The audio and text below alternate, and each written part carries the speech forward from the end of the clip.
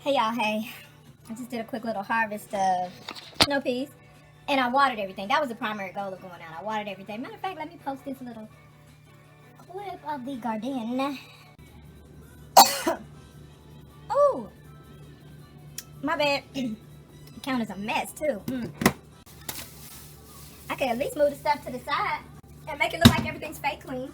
I got all these veggie bags from when grocery shopping at the actual store was a thing. I'm I'm sad to share that we lost Mr's dad yesterday. There's a Patreon video about that, or there will be. I want to go ahead and do this, and maybe, or I could be lying, getting dinner ready. I'm at an age where dark lipstick enhances my age. Yeah, in general, I would have a lighter color in that drawer, but I took it to the hospital. Not that I left it at the hospital, but it's in my purse. And I don't feel like going upstairs, because if I did, I probably would be cleaning up the things I need to clean upstairs right now, instead of cleaning up the kitchen and trying to get dinner ready. Guess I can be the official MaxiMinimalist now. It's official. I'm your favorite MaxiMinimalist, because I'm the only MaxiMinimalist. One of the things that I do, again, I just harvested a handful of snow peas. Just a handful of snow peas. I only have 4 plants out there, because I just pretty much, I don't want to say season, but I just incorporate snow peas, julienne snow peas in different dishes. Full snow peas like in wok, sautés in a wok situation. Or I'll julienne them for pastas and different things. So, for example, tonight these are collard stems that I meant to juice. And I made my juice without doing so, which is cool. It's still delicious. Speaking of, my juice has some red in the bottom. It might be because I didn't clean out the cutter bowl before making my juice, but look at this. Like, this is Mr's juice, you know, his red cabbage juice. But this is my green juice. Red. You can see it on the inside there. It's a little reddish, right? So you can see where this is his red cabbage juice. It's about the color of my purple cabbage juice. Whatever, purple, red. You know, it's in that family, okay? It's a red bone.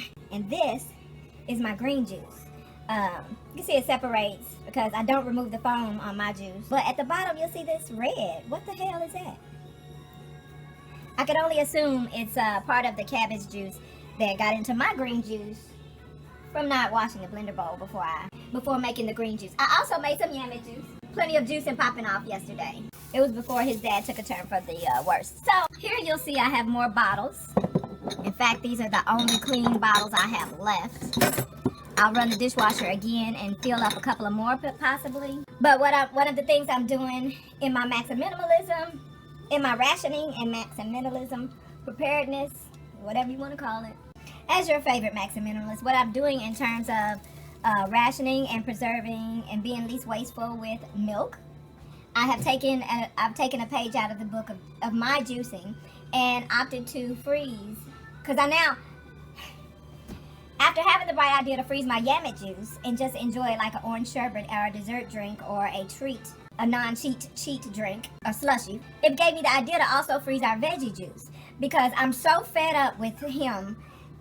Let me keep it real. I'm so fed up with us when I go put in the work to make some damn veggie juice and we don't drink it. And I pinpointed him because I gave him the opportunity to have a couple of days where I'll have some thawed out, so when he gets in from work, he could just drink his juice. Well, too often he'll be like, well, I don't really have a taste for it now. I'd rather have coffee, and then I'll drink it in the morning before I leave.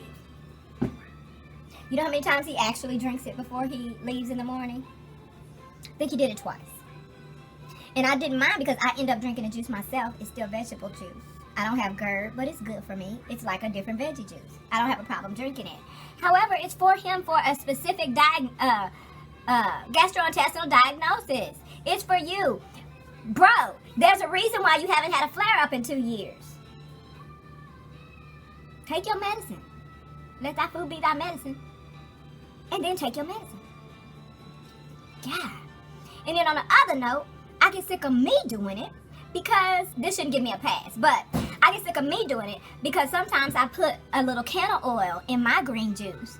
And do you know how much money that's wasting? Well, not a lot if I just put a little bit in there. But do you know how much money that's wasting for me to make a whole ass green juice with whole ass activated can of oil in it? And can't drink it because I done let the veggie juice go bad? What a waste of money and nutrients. So I was thinking, I was like, I freeze my yammy juice. What's to stop me from freezing the veggie juice? All the nutrients are still in there. Not to mention, if it just came right off the plant and I juiced it right off the plant, the nutrients are all in there, frozen in there. So it's just like it was fresh picked after I thaw it out and chug it down. That's another thing your MaxiMinimalist advises you to. When you drink your juice, chug it down. First of all, if it's like mine, it tastes good anyway. But it's too tempting to be comfortable and just sip on it. Chug the whole thing down. Then you're done. It's in you. Because again, that's been part of my wastefulness. Sometimes I'll just call myself sipping the juice and I won't finish. There'll be like a quarter of the juice still left that I could have just chugged and got all those nutrients in my body. Let thy food be thy medicine. And then, bitch, take the medicine. Take it, you guys. And self. So, I said all that to say that gave me the idea of freezing more stuff. The bad thing about this is you're going to need freezer space. You're going to need freezer space. It's not like canning where you can sit it on the shelf, set it and forget it. You need freezer space. So, between his juice and my juice, the freezer space is limited. And if I do what I'm about to tell, what it's taking me so goddamn long to tell you about, that will even further limit my freezer space. Anyway, I got the idea to freeze my fucking milk. Why don't we do this? I've been fussing y'all heard me fuss for years about how they trying to poison us with milk and potatoes, because they want us to have milk and potatoes so bad. Why does a quart cost the same amount as a gallon? Milk. Potatoes. Why does a 3-pound bag cost exactly the same as a 5-pound bag? Cost exactly the same as a 10-pound bag? Why do we need to eat the potatoes so bad? And sure, I could grow potatoes, but that's one of those things where it takes the whole season before you get a harvest, and bitch, I'm gonna need some regularity with just a couple of potatoes at a time. I mean, sweet potatoes, excuse me. That's the only thing I would really be using to juice. And when I cook, I'm gonna cook about 4 or 5 potatoes, and so I'm gonna use that whole harvest up after 3 meals.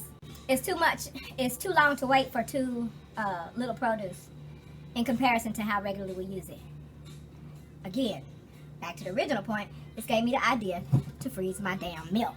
Get you a gallon of milk and freeze it in parts. I really need bigger bottles than this to freeze it, but that's what I have, so that's what I'm gonna use. I usually take out 2 of these at a time and let them thaw, and then I have my milk. Because by the time I use one, when I use up one, I'll take out another one to be. I'll just keep the assembly line going. I'll take out 2 frozen bottles of milk. Well, I started out taking out two frozen bottles of milk. As the first one thawed, I used it, of course. And once I used the first one, keep in mind you got the second one thawing. Then I put another one in. So I always have 2 bottles of milk in the fridge. One thawed and ready to use, and one in the process of thawing and semi-ready to use. So I broke a sweat explaining that simple ass shit. Basically, freeze your milk to ration it and not be wasteful. Is a short moral of the story. My God. Yeah, see, I have 1 frozen bottle in there now, but I just got my refill because I don't have any more frozen bottles, which is why. Oh, and this is very important. When you're freezing your milk in your bottles, stop at the body. Don't come to the neck at all. Literally, stop at the body. I actually use this as a point. If you have bottles like this and don't know where to stop, I would use this as a point, a stopping point. I went too far, really, but you don't want to go too far into the neck. And the reason why is because milk, I guess the consistency of the liquidness of milk expands so much when frozen that if you fill these too much, the bottles will break, they'll crack. And you don't want that. Again, I'm already short on bottles, hence me only filling these 5 up, and then I'm going to run the dishwasher and I'll have 2 more bottles. That's sweet. Not a good thing. If you know milk like I know milk, it gets sweet just before it starts to go bad. So those 5 bottles used up about half the milk. As I use it right now, I'll use it right out of that gallon until I'm able to fill the rest of the bottles up and freeze.